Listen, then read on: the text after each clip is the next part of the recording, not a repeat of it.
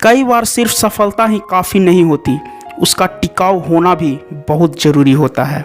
नमस्कार, मैं हूं आयुष सिन्हा। आप सब देख रहे हैं आयुष सिन्हा प्रेजेंट सोच की एक नई पहल। सुनाता हूं एक कहानी। एक नदी के किनारे दो पेड़ का जन्म होता है, एक पपीता का पेड़ और दूसरा आम का पेड़। दोनों के बीच की दूरी करीब 200 मीटर की थी।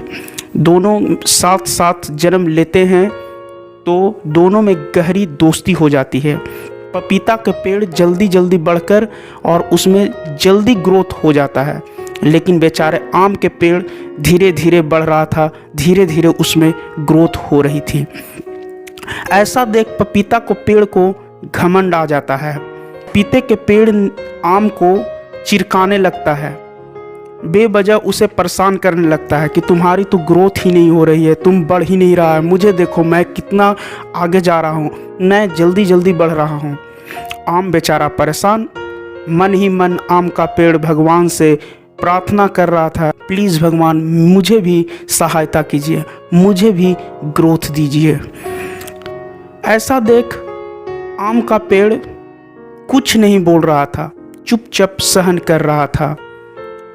कुछ दिनों के बाद पपीते के पेड़ में फल भी आ जाते हैं और लोग आकर्षित हो जाते हैं पपीते के पेड़ में लगे फल को देखकर और पपीते को बचाने लगते हैं, ज़्यादा प्रशंसा करने लगते हैं पपीते के पेड़ को। फिर क्या था, पपीता का पेड़ और ओवर कॉन्फिडेंस हो गया।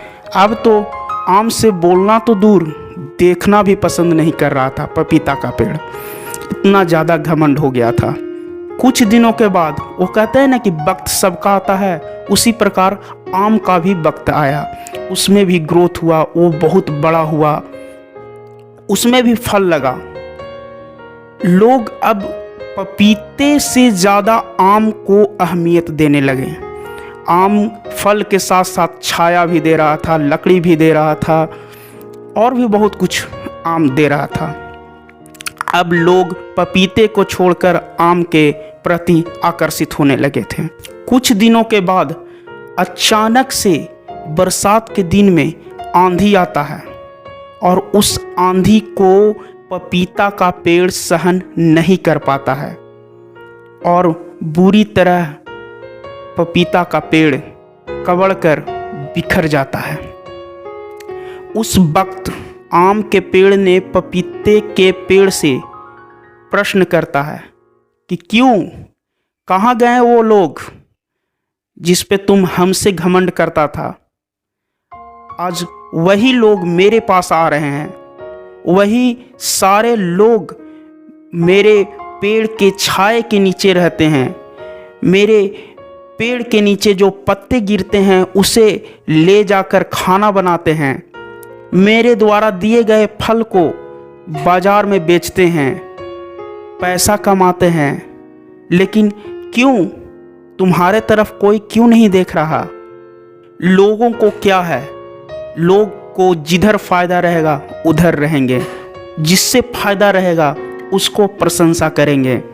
मेरे ग्रोथ में थोड़ा देर हुआ लेकिन मजबूती के साथ उभरा हूँ और आज तुमसे कई गुना ज़्यादा फल भी दे रहा हूँ। ये छोटी सी कहानी हम सबको बहुत कुछ सिखाती है कि कई बार सिर्फ सफलता ही काफ़ी नहीं होता, उसको टिकाऊ होना भी बहुत ज़रूरी होता है। जिस प्रकार आम के पेड़ के ग्रोथ में देर लगा लेकिन मजबूती बहुत ज़्यादा थी जो आंधी भी नहीं छू पाया, उसी प्रकार हमारे अपने सफलता में देर तो लगती है लेकिन मजबूती के साथ सफलताएं आएगी, जो कोई भी किसी भी प्रकार के समस्या से नहीं डरेगा, डटकर सामना करेगा।